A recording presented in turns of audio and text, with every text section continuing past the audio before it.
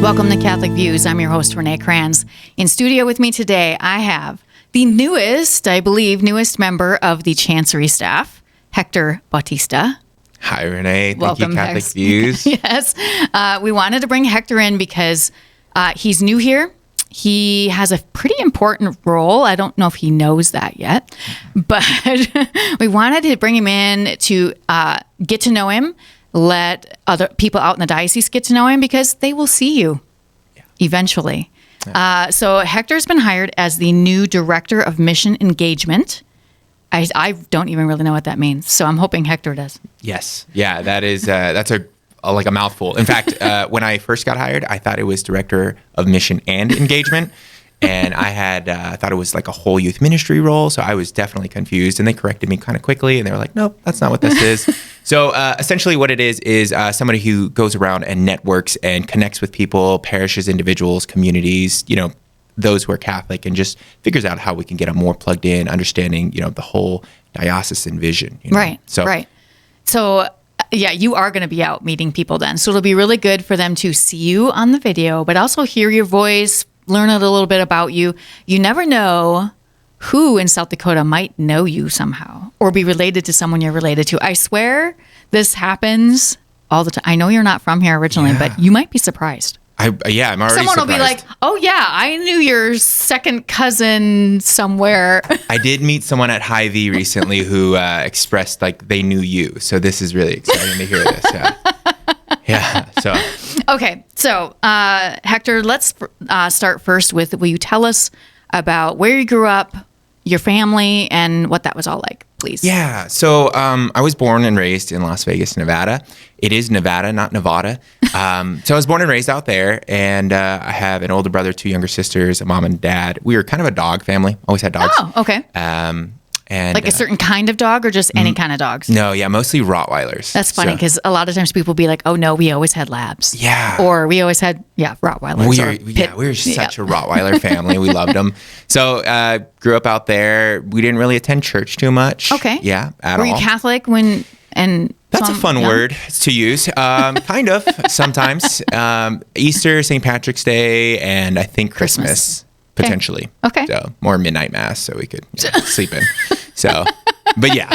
So those three were kind of the big shebang, and occasionally a Sunday here and there, which we all complained and groaned about. Of course. Yeah. So you grew up in a very different environment than we have here. It's warm all the time, sunny. Mm-hmm. When did you start, did you go to school? Did you go to mass when you were in high school at all? In school?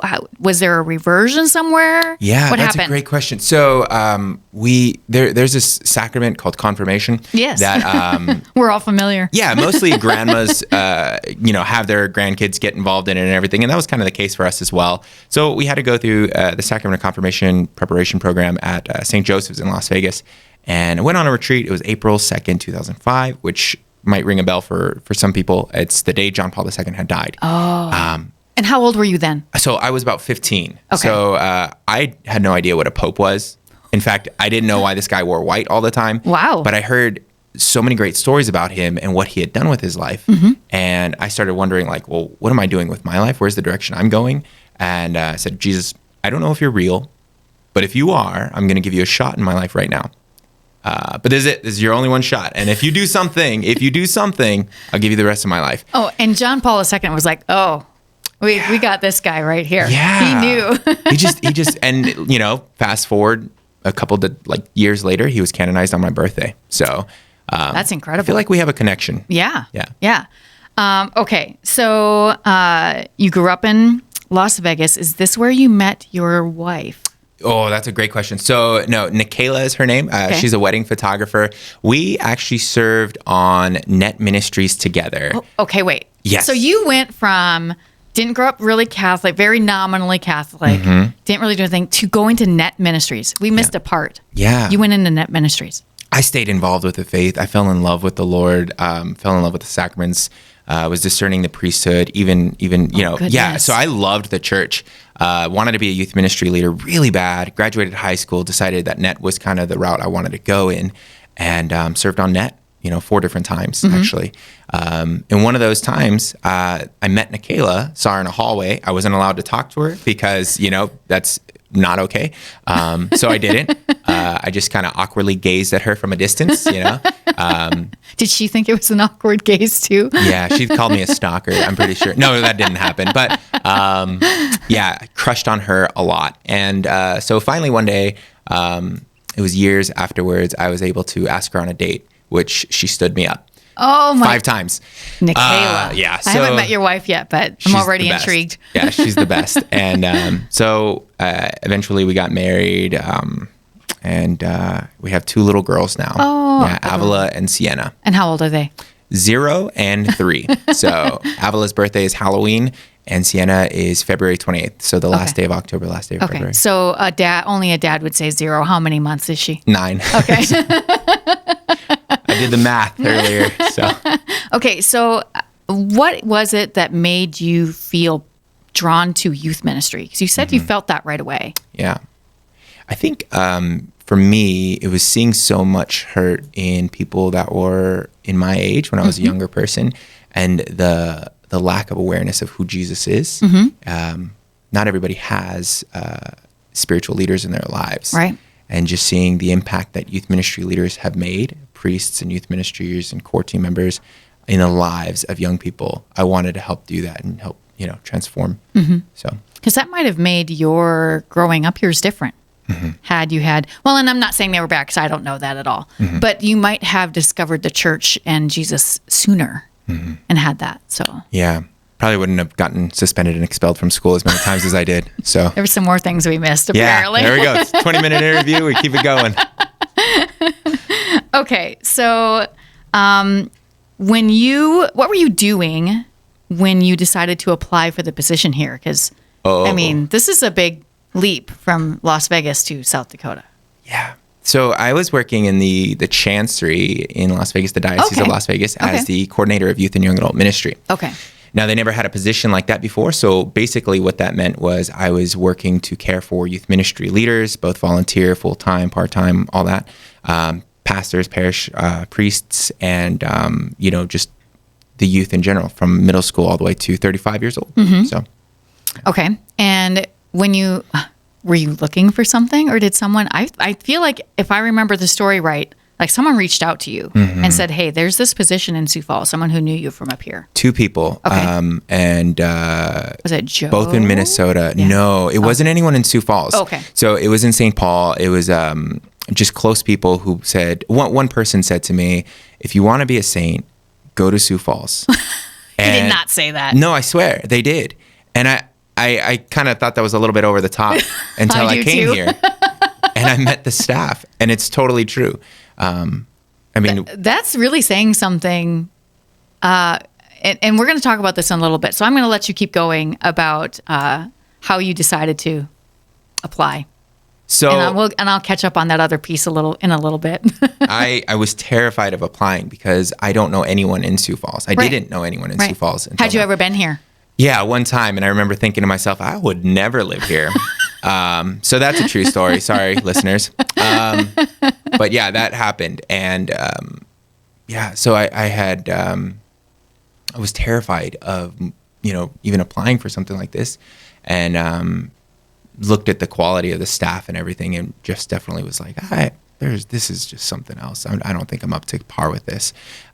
But continue to feel the Lord pressing on my heart, to put it out there. So I did. You did. And okay. So when you didn't come here right away, we did a phone interview, if I remember right. At 2. least one. Okay, 2. And what are you thinking? Like, you're like, they keep wanting to talk to me. I mean, what are you thinking as this is happening? Yeah. So I promise I'm responsible. My calendar just scheduled the wrong day for the first Zoom interview. And the director of HR, Twyla is her name. She called me up and she goes, Hector, we're curious if you're still planning on joining us for the first interview. And I said, yes, I am. I had the wrong day. So I had it marked for the next day. And so I met them in the interview, parked in a parking lot in a very shady area of Las Vegas. It was really hot outside. I couldn't have the AC on. And I Zoomed them in from my phone, had the wrong job description, understood. I totally botched the interview. I completely Apparently did. Not. And then they called me up the next day and they're like, we want to do a second interview. And I was like, why?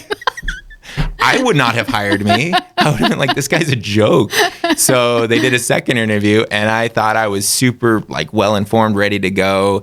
And I don't know if you know Dr. Chris Bergwald, but he goes, "You were really nervous in that interview, weren't you?" And I was like, "I was so confident. I was ready to go."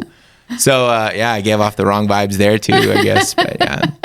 And then they asked me to come on out and visit Sioux Falls and meet the staff and everything like that too. And so that must have had a certain impact on you, because I do know that your wife is from Minnesota originally, right? Mm-hmm. Yep. So she's actually from Bismarck, North Dakota. Okay. So yeah, but she lived a lot in Minnesota, Moorhead, Minnesota for a lot of time. So too. way up north. So she's used to she was used to the cold. Right. She probably got used to the heat. Yep.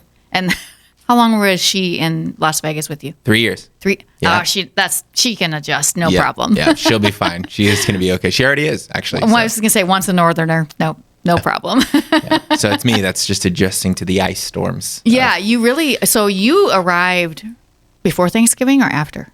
After Thanksgiving, yeah. You really moved here at the wrong time. I know. That's what everyone's telling me. Yeah. What do you think so far? I think it's cold. Yeah. I think it's icy. But it's beautiful though. The people here are beautiful. It's a beautiful diocese. Yeah. Yeah. If you just joined us, we're talking to Hector Bautista. He is the new director of mission engagement for the diocese. We wanted to take some time to get to know him. So, Hector, what has been your impression of the discipleship and evangelization team whom you work with, and Bishop DeGrood? Because I know you got to meet Bishop DeGrood when you came here for your last interview. So. Yeah. Honestly, the discipleship and evangelization team are an incredible group of people. They're often known as like the fun group in the Chancery staff. I would argue against that. Yeah, and you would lose that argument, but that's okay. Oh, no. We have this, for those who aren't here on a day-to-day basis, the D&E team and the communications team, we have a very fun competition going back and forth for who's the fun office in the building. So most of the fun comes out of these two places. It's true. And the hard part about competition is it means like you have to compete against something, and it's hard for D&E to compete against something that's barely competing. But back to it. Wow. Back to it though. I was really moved by the holiness of that team. Grace, Audrey, Kim, Emma, those ladies are wonderful. Yep. They're responsible. They're on it, and they're so captivated by our Lord. Yeah. And then Dr. Chris and Father Scott are just remarkable humans who I look up to immensely. And when I met Bishop DeGrood, I felt like he was just piercing, speaking to my soul. So it was a moving experience. And then they showed me the Chancery. I got to meet some of the staff and everything like that. And this Chancery, there's something so special about this diocese and this Chancery staff. Just walking in, everybody has pictures of our Lord everywhere. Everyone just speaks in love and joy with each other. How could you not love being here? Yeah. It's true. Okay, so is it different? Is it markedly different from the diocese you worked in Las Vegas? And I can't promise you they won't see this, so...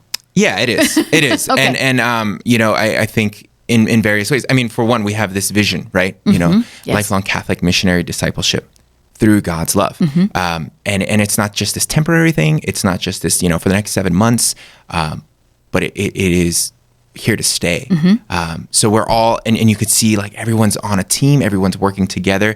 The different offices and departments work collectively.